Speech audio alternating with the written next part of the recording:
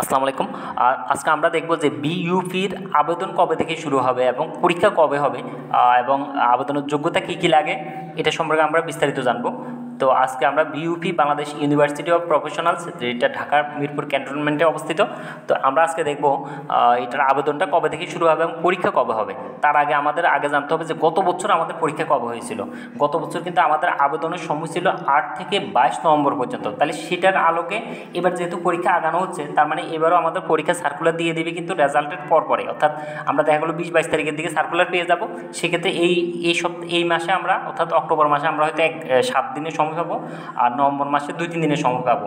এটাই থাকবে আমাদের আবেদন করার সময়। এরপর আমাদের পরীক্ষাটা গত বছর যেভাবে হয়েছিল 13 এবং 14 ডিসেম্বর। 13 তারিখ হয়েছিল ফ্যাকাল্টি অফ আর্টস এবং faculty of security and studies, অর্থাৎ 13 তারিখে এই দুটা পরীক্ষা সকালে এবং বিকালে হয়েছিল।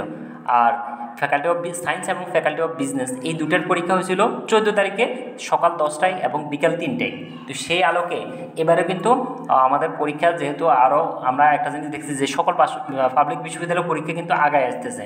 আর বিইউপি যেহেতু পরীক্ষা সবার আগে হয়, তো সেই ক্ষেত্রে আমাদের বিইউপির পরীক্ষা কিন্তু অন্যান্য ইউনিভার্সিটির সাথে কম্পিটিশন করে তারা গত বছর ডিসেম্বর হলে এবার এটা কিন্তু নভেম্বরে নিয়ে আসতেছে। এবং সেক্ষেত্রে আমরা মোটামুটি একটা ফিক্সড ডেট যেটা দেখতেছি সেটা নভেম্বর মাসের 13 অথবা 14 তারিখে কিন্তু পরীক্ষা হওয়ার সম্ভাবনা অনেক বেশি। যদি কোনো কারণেও পিছায় তাহলে সেক্ষেত্রে পরবর্তী 20-21 তারিখে চলে যাবে, না হয় কিন্তু এর বেশি হবে না, হয়তো 21-22 তারিখে পরীক্ষা হবে। তো 13 এবং 14 তারিখে যদি আমাদের পরীক্ষা হয়, অর্থাৎ এই বছর আগামী মাসের নভেম্বর মাসের 13 তারিখে আমাদের ফ্যাকাল্টি অফ আর্টস এবং ফ্যাকাল্টি অফ স্ট্র্যাটেজিক, যেটা এই দুটার পরীক্ষা কিন্তু আমাদের 13 তারিখে সকালে এবং বিকালে হয়ে যাবে।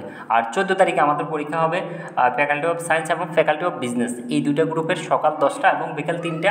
অর্থাৎ গত মতো যদি হয় তাহলে কিন্তু এভাবেই পরীক্ষা হয়ে যাবে। সেক্ষেত্রে আমাদের পরীক্ষার সময় থাকবে 1 ঘন্টা এবং পরীক্ষা হবে এমসিকিউ পদ্ধতিতে। এখন আমরা দেখব সবগুলো ইউনিটে আবেদনের যোগ্যতা কী কী লাগে। প্রথম হলো faculty of arts and social সায়েন্সের ক্ষেত্রে আমাদের আবেদনের যোগ্যতা যেটা, সায়েন্সের জন্য টোটাল জিপিএ থাকতে হবে 9.00।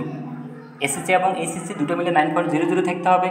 বিজনেস স্টাডিজ থেকে যারা আবেদন করবে তাদের ক্ষেত্রে টোটাল জিপিএ থাকতে হবে 8.50 এবং হিউম্যানিটিস অর্থাৎ মানবিক শাখা থেকে যারা আবেদন করবে তাদের ক্ষেত্রে এসএসসি এবং এইচএসসি দুটো মিলে টোটাল জিপিএ 8.00 থাকা লাগবে।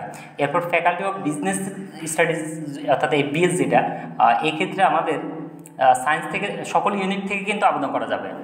তো এক্ষেত্রে সায়েন্স থেকে যারা আবেদন করবে তাদের টোটাল জিপিএ হতে হবে 9.00 এবং মিনিমাম জিপিএ থাকতে হবে 4.25। আর বিজনেস স্টাডিজ থেকে যারা আবেদন করবে তাদের টোটাল জিপিএ থাকতে হবে 8.50 এবং মিনিমাম থাকতে হবে 4.00।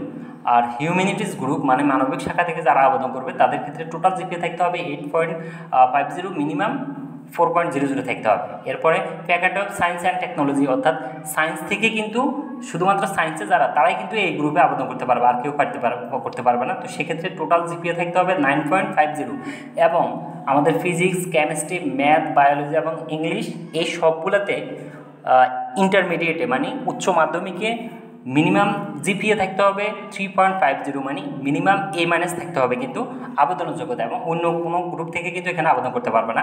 আর faculty of securities and studies যেটা এফএসএস, এখানে কিন্তু সকল ইউনিটে আবেদন করতে পারবে।